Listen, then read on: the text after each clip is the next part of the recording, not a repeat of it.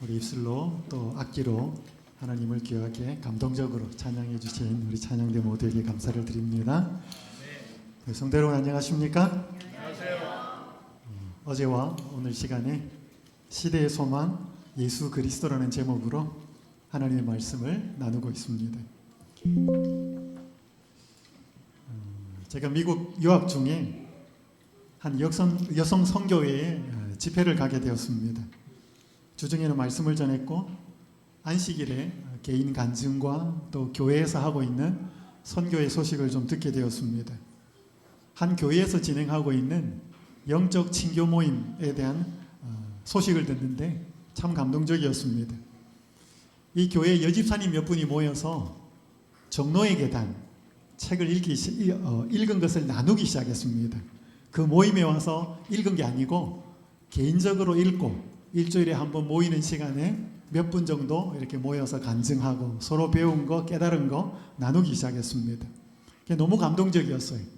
4개월이 지난 다음에 그 책을 다 끝내고 13과로 되어 있으니까 우리가 이제 시대의 소망을 하자 그렇게 약속을 하고 모여서 읽는 게 아니고 일주일 동안 한 과를 계속 읽고 듣고 모여서 주중에 이제 한 모임에 모여서 나누는 것입니다.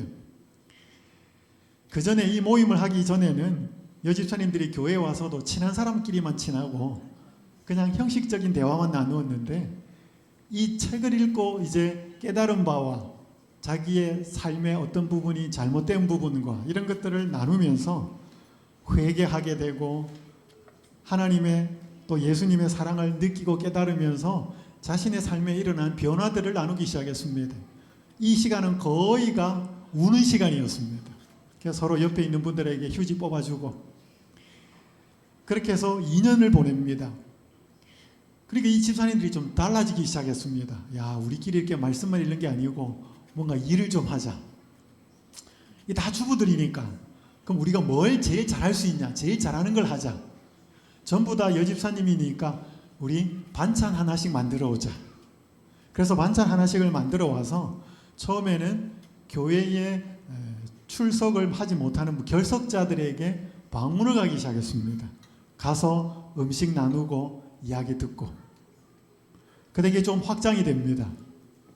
안식일에 오후에 방문을 가고 또 주중에도 방문을 가는데 좀 시간이 있는 남자분들 장로님 혹은 집사님들 기타를 치거나 악기를 좀 하시는 분들 부탁을 해가지고 가서 찬양하고 교제하고 시간을 갖고 의미 있는 시간을 가집니다. 또 음식도 나누고 이게 점점 확장이 되어서 한인들을 위한 파랑새 샘터라고 하는 문화교실 같은 것들을 만듭니다.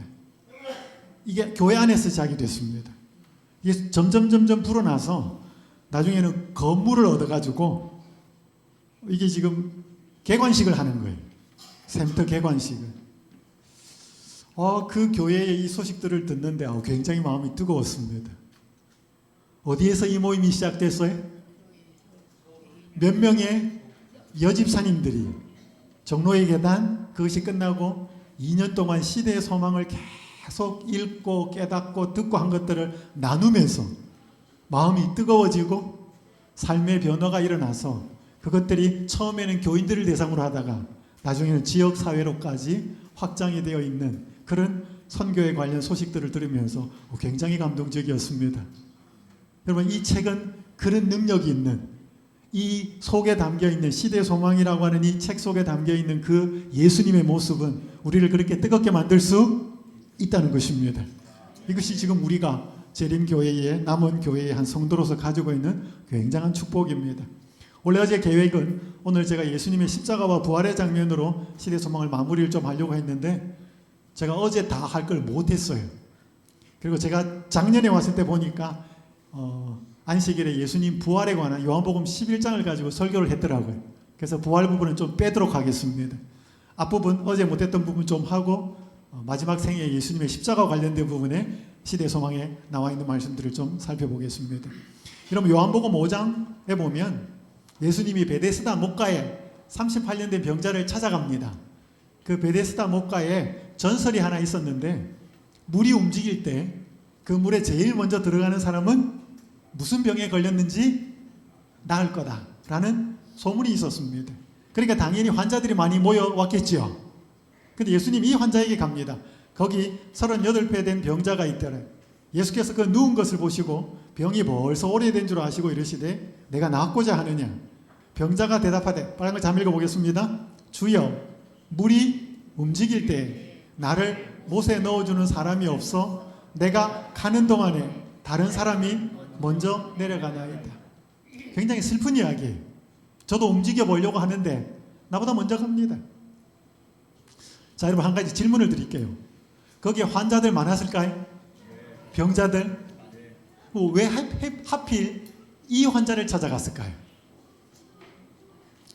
성경만 읽어가지고는 잘 몰라요. 근데 이게 시대소망이 이렇게 말씀합니다. 구주께서는 가장 처참한 형편에 처한 한 사람을 보셨다.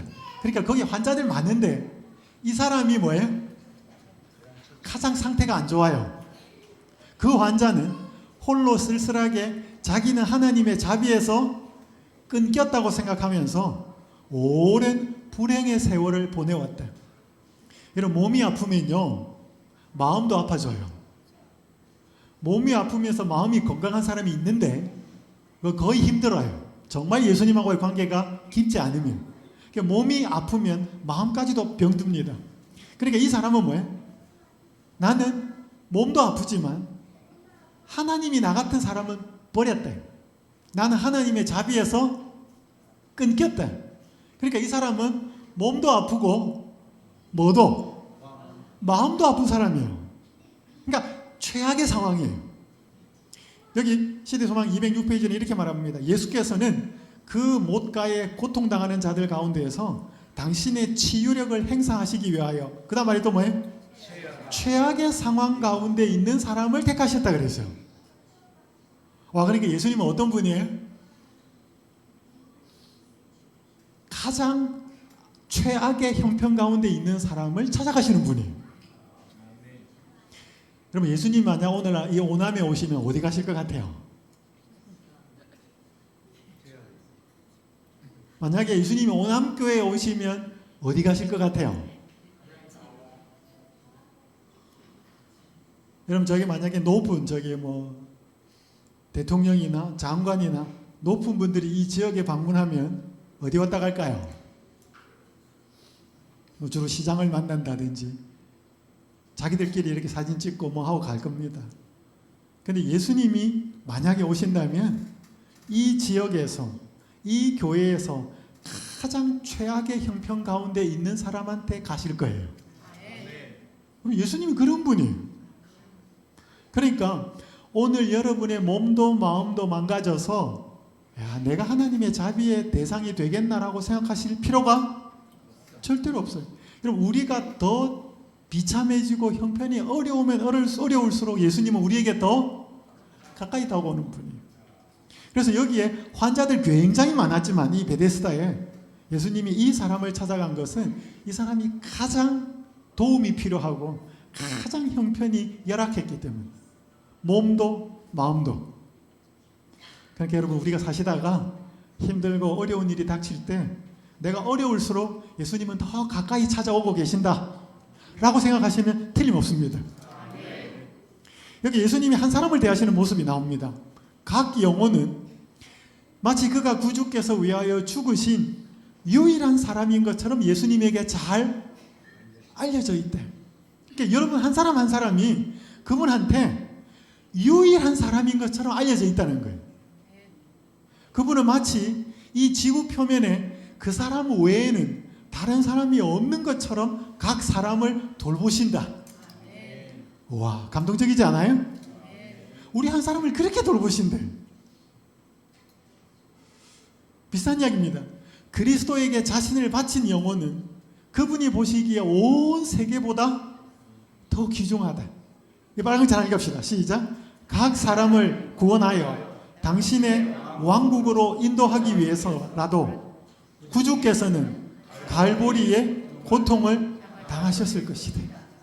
그러니까 한 사람만 죽어가는 상황이었어도 예수님은 그 한 사람을 하나님의 왕국으로 인도하기 위해서 갈보리의 고통, 십자가에 달려 돌아가셨을 것이다.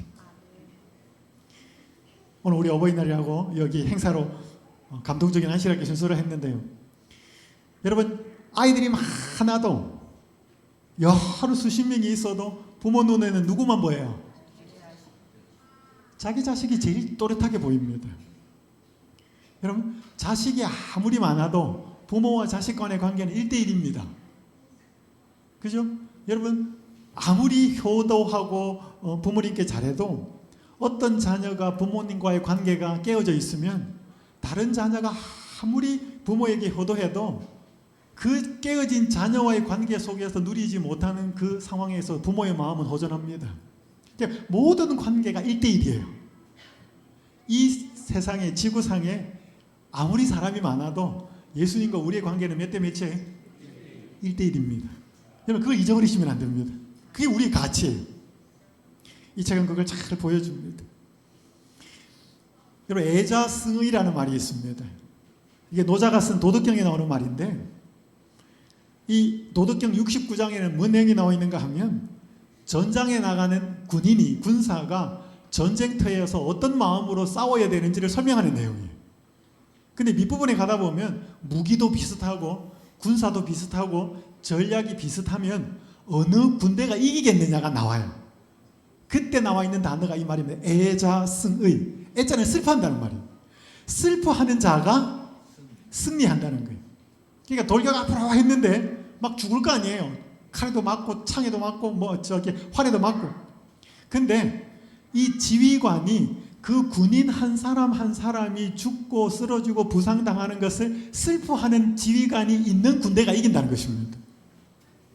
그러니까 무기 똑같고 비슷하고 전력이 비슷하고 군사력이 비슷해도 누가 이기겠는가?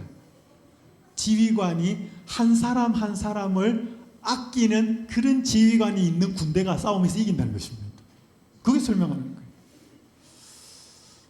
여러분, 제가 신앙을 하고 말씀을 읽고 그러면 신앙을 하는 모습에 있어서 최종적인 모습은 어떤 모습이 될까?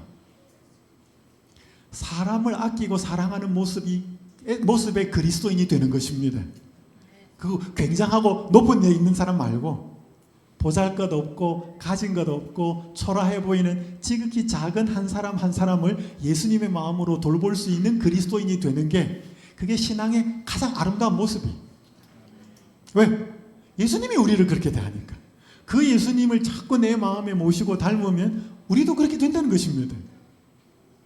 우리가 이런 예수님을 계속 말씀과 이런 시대 소망 책을 통해서 자꾸 배우고 익혀가야 될 것입니다. 여기 이런 감동적인 말씀이 시대 소망 483페이지에 있습니다.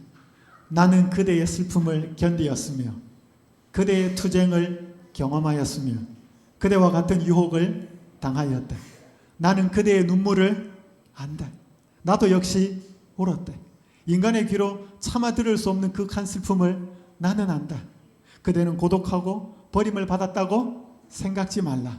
그대의 고통이 세상에 있는 어떤 사람의 심금도 울리지 못할지라도 나를 바라보고 살아라.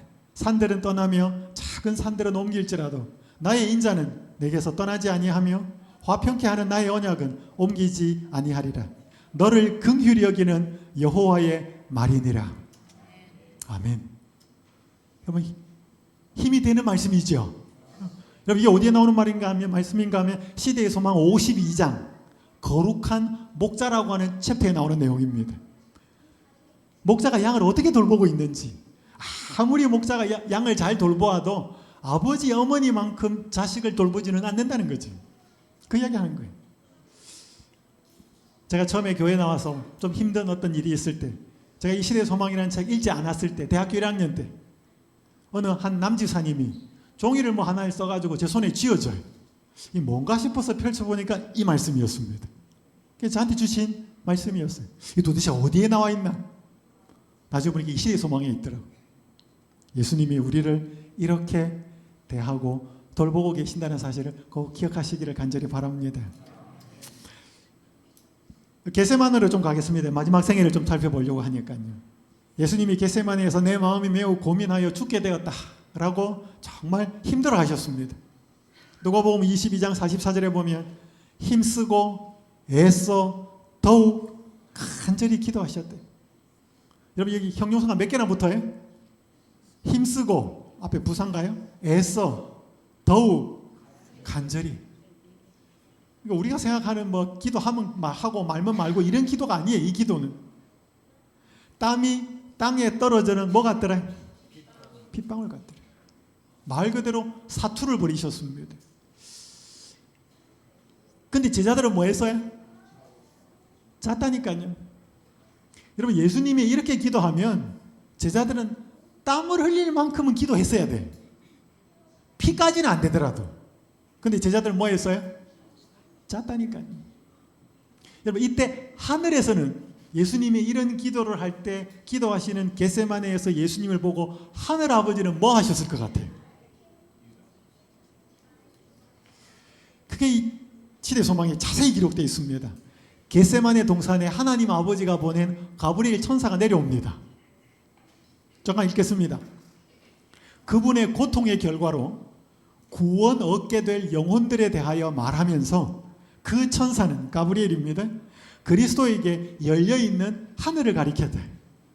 그 천사는 그분의 아버지가 사탄보다 더욱 위대하고 능력이 많으시므로 그분의 죽음은 사탄이 완전한 패배하는 결과를 가져올 것이며 이 세상 나라는 지극히 높으신 이의 성도들에게 주어질 것이라고 그분께 보증하였대.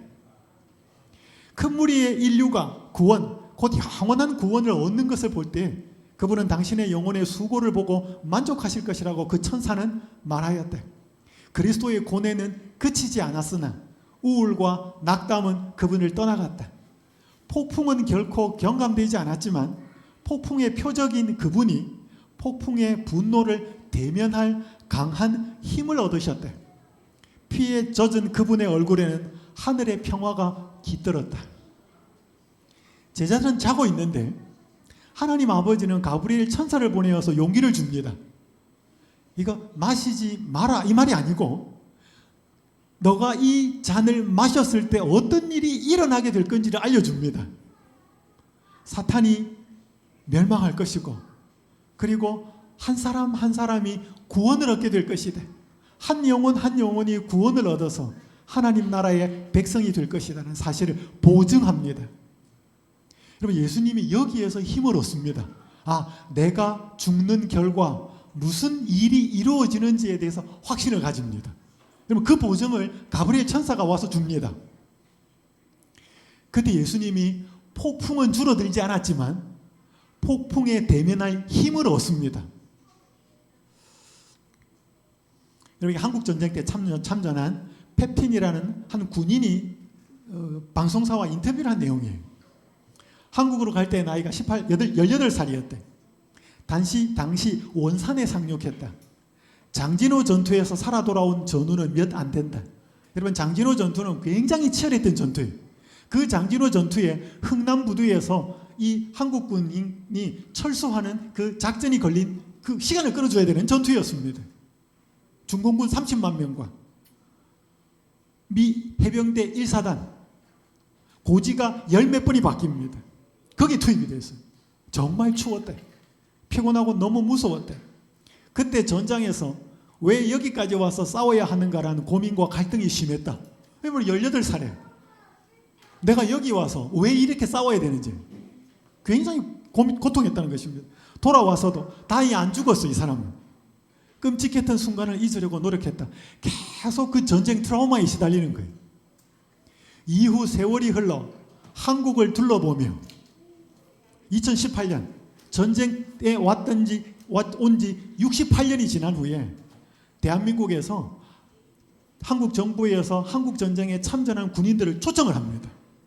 이때 와요.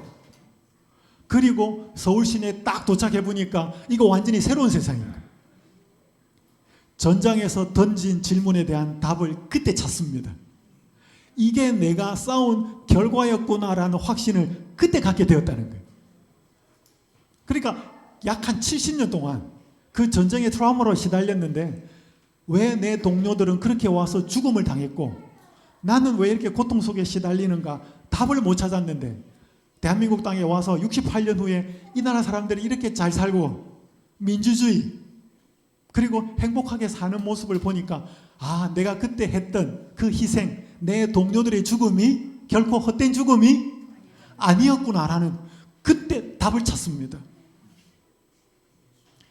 여러분, 사람이요 가장 힘들 때가 어떤 때인가 하면 내가 애쓰고 땀 흘리고 수고한 게 아무 보람이 없을 때 굉장히 힘듭니다. 그런데 부모들이 내가 지금 고생하면 내 딸과 내 아들이 훨씬 더 행복하고 더 잘 살 거라는 확신이 있으면 부모는 자기가 겪는 고생을 견딥니다. 맞아요? 예수님이 이 겟세마네의 그 엄청난 시련 속에 어떻게 견뎠는가 이 말이에요. 내가 이 잔을 마시면 한 영혼 한 영혼이 구원을 얻어서 하나님 나라의 백성이 된다라고 하는 그 사실에 예수님은 용기를 얻습니다. 그리고 그 잔을 마셔요. 그러면 예수님이 이런 분이 자기 영혼이 수고한 것을 보고 만족하게 여기시는, 그것이 겟세마네에서 일어났던, 제자들 자고 있을 때 하나님이 가브리엘 천사를 보내어서 예수님에게 용기와 힘을 주셨던 방법이었습니다. 그럼 이거를 시대의 소망을 안 읽으면 예수님이 그 겟세마네에서 어떻게 그 용기와 힘을 얻었는지를 모른다 이 말입니다. 더 구체적으로 예수님이 사역을 감당하신 그분의 마음을 알 수 있다는 거죠. 그러면 작년 연말에 한 여집사님이 저한테 한 남자분 사진하고 카톡을 보내왔어요. 이렇게 적어놨어요. 목사님, 이분이 교회를 스스로 찾아오셨어요. 놀랍지요? 지금 열심히 다니고 있습니다. 영혼을 보내주신 하나님께 감사드려요. 여러분, 제가 이렇게 답장을 했습니다. 와우, 하나님의 인도하심이네요. 잘 돌봐드리셔요. 네네, 세상 비관하시고 외롭게 평생 지내시고 75세인데 아침에 교회에 오시면 찬미도 열심히 부르신답니다. 교회 낙엽도 청소하시고요. 여러분, 제가요 전국에 교회 전도회 하러 다닙니다. 그러면 안식일 마칠 때 전도회 끝나고 한 영혼 침례받는 게 쉽지 않아요. 옛날하고 훨씬 달라졌어요. 많은 인력, 돈 많이 들어가지만 한 영혼을 회심시키기가 쉽지 않아요. 근데 이분은 뭐 했다고요? 제발로 찾아왔다니까, 교회. 누가 하신 거예요? 하나님의 역사죠. 여러분, 예수님이 이루신 그 십자가의 희생을 통해서 이런 걸 바라보셨다는 거예요. 미래에 일어날 일들을. 그러면서 내가 이 잔을 마셔야 된대. 여러분, 그분이 예수님이셨습니다. 그분이 그 희생을 감당했기에 우리가 이렇게 믿음으로 교회에서 예배를 드리고 있는 것이지요. 자, 저는 이 시간 예수님의 그 마지막 생애의 그 마지막 장면, 특별히 재판받고 십자가에 가시는 장면을 살펴봅니다. 여러분, 예수님이 재판을 받으실 때, 제가 이거를 처음 읽었을 때는 속에서 막 화가 났습니다. 야, 어떻게 이런 취급을 받으시는가? 근데 예수님이 이런 모욕적인 취급을 받을 때 가야바 앞에, 안나스 앞에, 헤롯 앞에, 빌라도 앞에, 그럼 그분이 말을 잘 안 해요. 침묵합니다. 근데 여기에 뭐 뺨도 맞고 침도 뱉음을 당하고 옷도 벗겨지고, 이 말씀을 시대소망 735쪽에는 이렇게 기록합니다. 그분의 얼굴은 피로 물들여 있었고 피로와 고통의 흔적이 역력했으나 지금보다 더욱 아름답게 보인 적은 결코 없었대. 빨간 줄 잠 읽어봅시다. 9절 시작.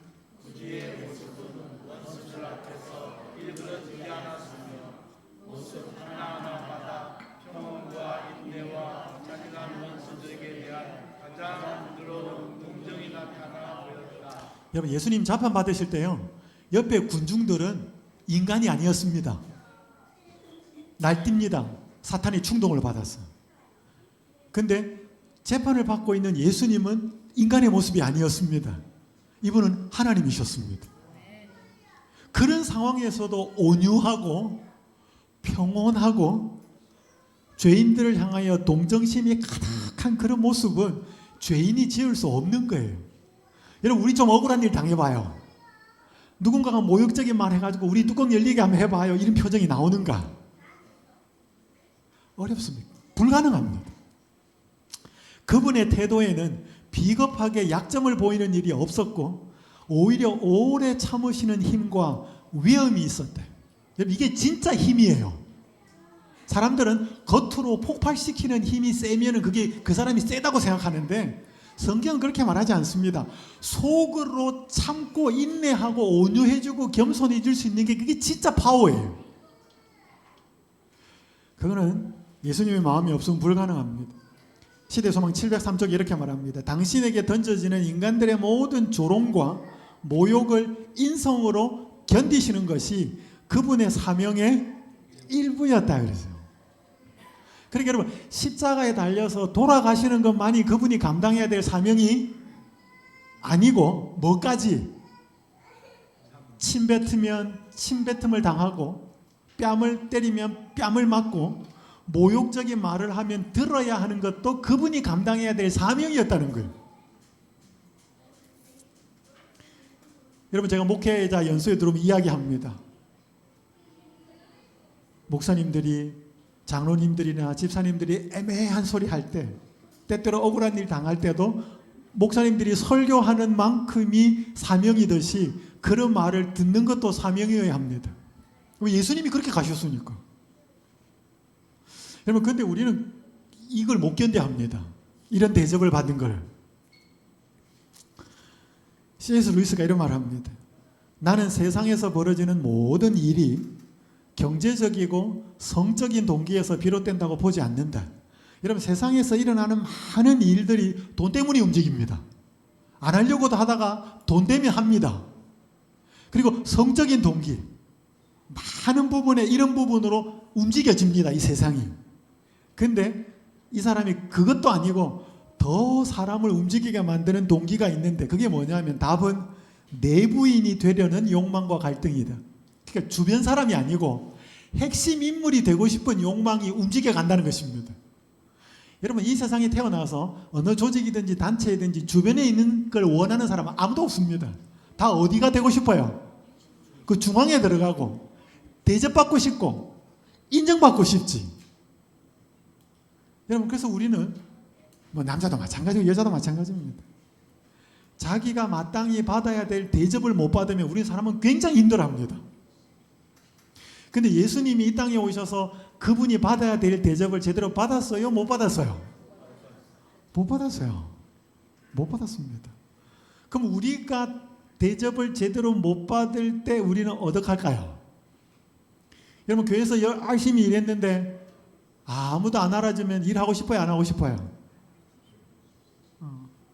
오랑게임이 잘 하시나 봅니다. 여기 제가 치료봉사에 있는 말씀, 시대소망에 있는 말씀은 아니지만 갖고 왔습니다. 우리는 자신을, 요 노란 부분 첫 문장을 읽읍시다. 시작. 우리는 자신을 동정하는 일을 경계할 필요가 있다. 여러분, 자기를 동정하면 안 돼요. 동정은 누구한테 해야 돼? 남한테 해야 돼. 남이 나 동정 안 하니까 나라도 해주자. 이제 그러면 우울증에 걸립니다. 그대가 마땅히 받을 만큼 평가를 받지 못하고 그대의 노력이 인정받지 못하고 그대의 사업이 너무 어렵다는 등의 생각을 뭐 하지 마라? 결코 하지 마라. 그리스도께서 우리를 위하여 참으신 것을 뭐하고? 생각하고 불평하는 생각을 일체 버리라. 같이 읽습니다. 우리는 시작. 우리는 우리 주님께서 받으신 것보다 더욱 좋은 대접을 받고 있다. 우리가 교회에서 바깥에서 어떤 제대로 된 대접을 못 받는다 할지라도 예수님이 받으신 대접보다는 더 좋은 대접 받고 있다. 동의하십니까? 그러니까 내가 대접을 못 받고 있다라는 생각이 들거들랑 예수님이 받으신 대접을 생각하라는 거예요. 그분이 어떤 대접 받았지? 그분이 재판받을 때 어떤 모욕적인 말을 들었지? 그분이 어떻게 반응했지? 여러분, 나보다 훨씬 높은 사람이 내가 받는 대접보다 훨씬 못 받고 있는 걸 바라보면 어때요? 내가 뭐라고 그러면?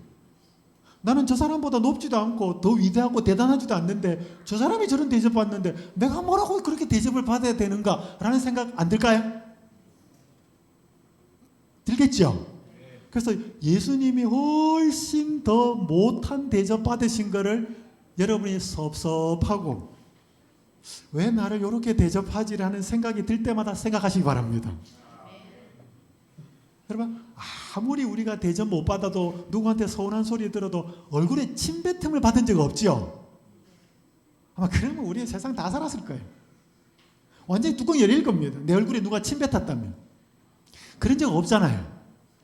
혹시 어른 되고 나서 누구한테 뺨 맞은 적이 있어요? 제가 학교 다닐 때는 선생님들이 뺨도 때렸어요.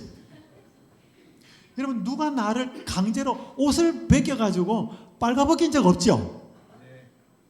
우린 그런 대접 안 받는다니까요. 아무리 대접 못 받아도. 근데 예수님은 그런 대접 받았다니까요. 그래서 우리가 대접을 못 받는다고 생각될 때 자기를 동정하는 생각을 결코 하지 마라. 그러면 굉장히 사람이 이상해집니다. 이게 우리가 이 예수님의 모습과 마지막 생애의 모습들을 자꾸 살펴봐야 되는 이유예요. 여러분, 가룟 유다가 예수님 팔았죠? 왜 팔았을까요? 요한복음 13장 2절에 보면 마귀가 벌써 시몬의 아들 가룟 유다의 마음에 예수를 팔려는 생각을 넣었다 그랬어요. 자, 이게 어떤 생각이 있는지 우리가 잘 몰라요. 시대의 소망이 이렇게 말합니다. 만일 예수께서 십자가에 못 박히셔야 한다면 결국 그렇게 될 것이라고 유다는 추리하였다. 구주를 파는 그의 행동이 결과를 바꾸지는 못할 것이다. 그러나 만일 예수께서 죽지 않도록 되어 있다면 그 일은 오직 그분으로 하여금 자신을 구원하게 만들 것이다. 좌우간 유다는 자기의 배반으로 무엇인가를 얻고자 하였다. 그는 주님을 파는 일로 빈틈없는 거래를 했다고 생각했다. 이게 뭔 말인가 하면 유다가 은30에 예수님을 팔아요. 팔았는데 예수님이 만약에 안 죽기로 되어 있다면 내가 팔아도 뭐예요? 안 죽을 거다. 근데 만약에 죽기로 되어 있다면 뭐예요? 내가 팔아도 결국 죽을 거다는 것입니다. 그러니까 유다는 생애 최고의 도박을 합니다. 베팅을 해요. 조금 더 읽어볼게요. 유다는 그 문제를 시험해보기로 결정했대. 예수께서 참으로 메시아라면 그분이 백성을 위하여 그처럼 큰 일을 하셨으니 그들이 그분의 주위에 모여들어 그분을 왕으로 선언할 것이다. 이번 일이 지금 불확실한 상태에 있는 많은 사람의 마음을 영원히 고정시켜 줄 것이다. 그렇게 되면 유다는 다윗의 보좌에 왕을 즉위시킨 공적을 인정받게 될 것이다.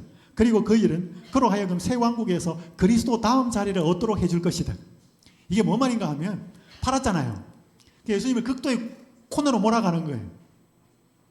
옛날에 미국에서 번역된 외화, 제가 어릴 때 두 얼굴을 가진 사나이라는 외화가 있었어요. 헐크. 그러니까 극단으로 가면 막 조용히 평범한 사람이 해가지고 헐크가 괴물이 돼요. 마치 유다가 예수님을 그렇게 몰아가는 거예요.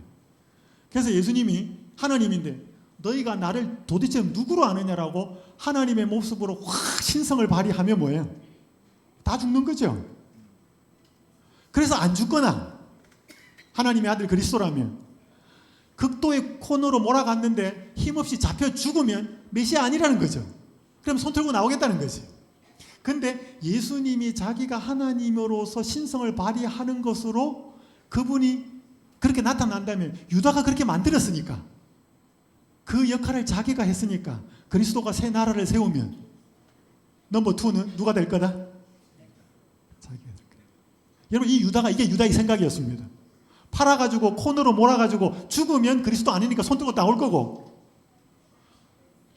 죽지 않고 살아서 하나님 나라를 세우면 야 이거 누가 이렇게 판 짰지? 유다가 했대. 넘버 2 해라. 이게 유다가 가진 생각이었습니다. 1번 그리스도시면 절대 안 죽는다. 2번 그리스도가 아니라면 잡혀 죽는다. 근데 예수님이 십자가로 가기 전에 고난받는 모습을 보면서 1번도 아니고 2번도 아니에요.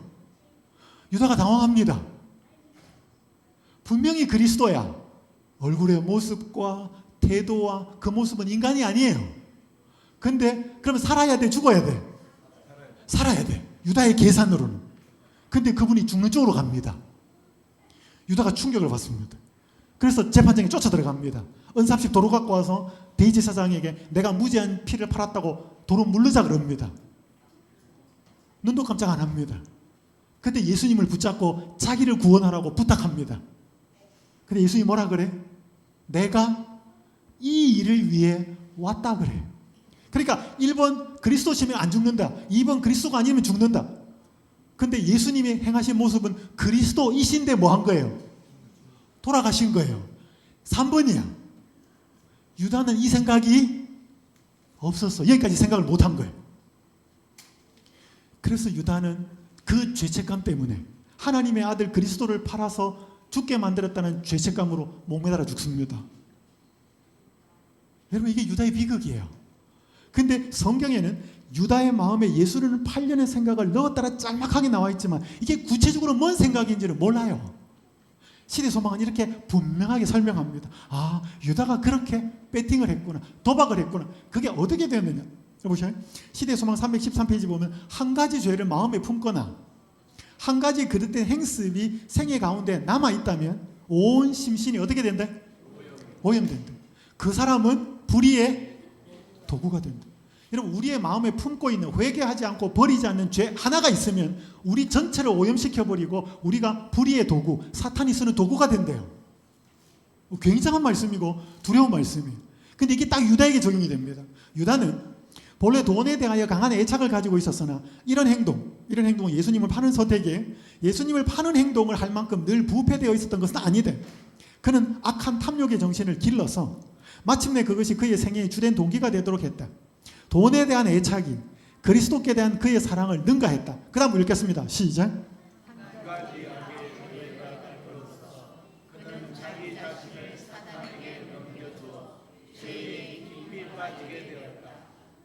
돈에 대한 탐욕, 세상의 높은 자리를 탐하려고 하는 그 마음을 유다가 계속 갖고 있었어요. 그게 계속 버리지 않고 하나님의 은혜와 능력으로 회개하지 않고 갖고 있다 보니까 사단은 그걸 통해서 예수님을 파는 것까지로 유다를 끌고 가버린 것입니다. 이게 유다가 예수님 판 이유예요. 우리도 그럴까요? 우리도 그게 뭐든지 간에 마음에 품고 있는 버리지 않는 죄, 습성, 어떤 습관, 그거 하나를 갖고 있으면 우리 온 전체가 오염이 되고 사탄이 우리를 사용하는 도구가 된다는 것입니다. 얼마나 두려워요. 제가 하나만 더 말씀드리고 이제 마치겠습니다. 시간이 다 됐기 때문에. 여러분, 예수님이 로마 총독 빌라도 앞에서 재판받는데 총독의 아내가 꿈을 꿔요. 그죠? 마태복음 27장 19절. 총독이 재판석에 앉았을 때 그의 아내가 사람을 보내어 이르되 저 옳은 사람에게 아무 상관도 하지 마옵소서. 오늘 꿈에 내가 그 사람으로 인하여 애를 많이 태웠나이다. 여러분, 총독 빌라도의 아내가 무슨 꿈을 꿨을까요? 우리 몰라요. 시대소망 이렇게 기록합니다. 일자 위에 빨간 부분 읽겠습니다. 시작. 그리스도의 기도의 응답으로 빌라도의 아내는 하늘에서 온 천사의 방문을 받았으며 꿈속에서 그녀는 구주를 바라보고 그분과 더불어 담화하였다. 여러분, 예수님이 빌라도 앞에 재판받으면서 계속 기도했어요. 누구를 위해서? 빌라도를 위해서.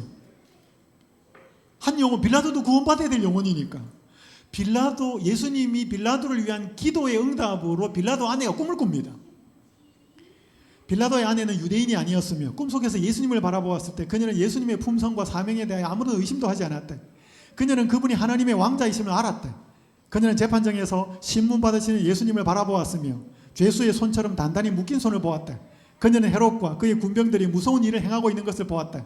그녀는 질투와 악의가 가득 찬 제사장들과 관원들이 미친 듯이 고소하는 소리를 들었다. 그녀는 우리에게 법이 있으니 그 법대로 하면 저가 당연히 죽을 것이라는 말을 들었다. 그녀는 내가 그에게서 아무 죄도 찾지 못하였다고 선언한 후에 빌라도가 예수님을 채찍질하는 자에게 내어주는 것을 보았다. 그러니까 예수님 이후에 재판받는 그 이유를 다 예수님이 보여준 거예요. 그녀는 빌라도에 의하여 사형이 선고되는 것을 들었으며 가서 그분을 살해하는 자들에게 내어주는 것을 보았다. 그녀는 갈보리에 십자가가 세워지는 것을 보았다. 그녀는 이 지구가 어둠 속에 덮이는 것을 보았으며 다 이루었다는 신비스러운 부르짖음을 들었다. 여전히 다른 장면이 그녀의 시선을 붙들었다. 빨간 글자 있습니다. 시작. 그리스도께서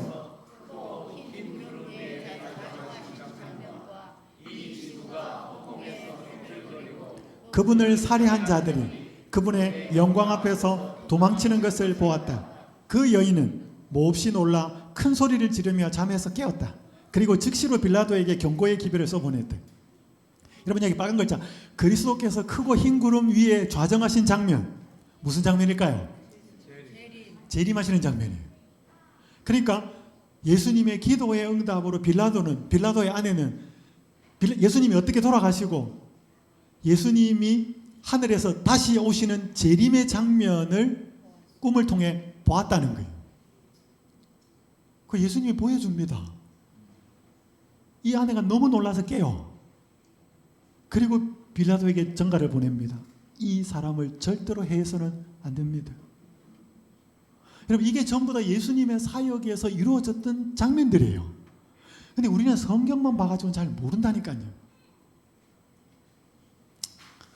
여러분, 지나치게 사용하면 안 되는 게 세 가지가 나옵니다. 탈무드에. 이스트. 누룩을 너무 많이 넣으면 빵이 이상하게 돼요. 소금을 너무 많이 쓰면 안 된다. 뭐 너무 짜게 먹으면 안 좋다. 그런 게 있잖아요. 세 번째가 뭐예요? 망설임. 너무 많이 망설이면 안 된대. 빌라도는 예수님을 구원하기를 열망하였다. 그러나 자신의 지위와 명예를 지속하기 위해서는 이 일을 할 수 없음을 알았다. 그는 자기의 세속적 권력을 잃어버리기보다는 차라리 무죄한 생명을 희생시키는 편을 택하였다. 얼마나 많은 사람이 이와 같은 방법으로 원칙을 희생하면서 손실과 어려움을 피하고 있는가. 여러분, 빌라도만 끝나는 게 아니고 우리도 저울질 한다니까요. 예수님이냐, 영원이냐, 이 땅이냐, 하늘이냐, 땅이냐, 영원이냐, 지금이냐. 여러분, 우리 그거 지금 계속 많이 갈등해요. 여기 조정민 목사님이 쓴 책에 보면 믿지 못하면 눈에 보이는 이익만을 쫓아 삽니다. 믿으면 보이지 않는 이익을 보고 눈앞의 손해를 두려워하지 않습니다. 여기 보세요. 빨간 글 읽어봅시다. 시작. 눈에 보이는 것만 따라 살면 작은 이익 끝에 언젠가 큰 손해를 겪습니다. 인생은 선택이에요. 이런 빌라도는 자기 자리 잃어버리지 않기 위해서 무죄한 예수님 내어줍니다. 근데 그 자리 얼마 동안 지켰을 것 같아요? 총독 자리. 얼마 못 지켜요. 나중에는 총독 자리도 잃어버립니다. 그러니까 영생도 잃어버리고 세상도 같이 잃어버려요. 어떤 사람은 영생을 안 잃어버리고 세상은 얻을 수 있어요. 근데 많은 사람이 영생을 잃어버립니다. 제가 이 글을 읽고 마치게. 영적 세계로 여행. 한때는 사악한 영혼을 숭배하였던 사람이지만 이제는 당신이 아닌 예수님께서 나의 주인이시며 그분의 도움으로 당신들이 그리도 싫어하는 안식일을 지키는 자들과 함께하고 하나님의 계명을 지키는 자가 될 것입니다. 사탄을 숭배하던 사람이 성경을 공부하고 재림신자가 되려고 성경 공부를 할 때 사탄이 계속 천사들이 유혹합니다. 사탄의 자손들, 후손들이, 천사들이. 그때 사탄에게 한 말이에요. 이 사람은 사탄 숭배하면서 영과 교통을 했기 때문에 나에게 내 영원한 삶을 팔아서 당신들이 말하는 그 부를 가지라고요? 말도 안 되죠. 그런 것들은 우리 주님께서 오시는 날을 기다리면 됩니다. 그러면 새로 창조된 세상에서 그 모든 부를 영원히 즐길 수 있게 되지요. 우리 사랑하는 성도 여러분, 이 땅에서의 무엇을 얻기 위해서 영혼을 절대로 잃어버리는 선택은 하지 않게 되기를 간절히 바랍니다. 빌라도가 그랬다고 수많은 사람들이 그랬어요. 오늘 아침에 읽었던 우리 시작하는 말씀 요한복음 17장 3절만 읽고 마치겠습니다. 영생은 시작. 영생은 곧 유일하신 참 하나님과 그가 보내신 자 예수 그리스도를 아는 것입니다.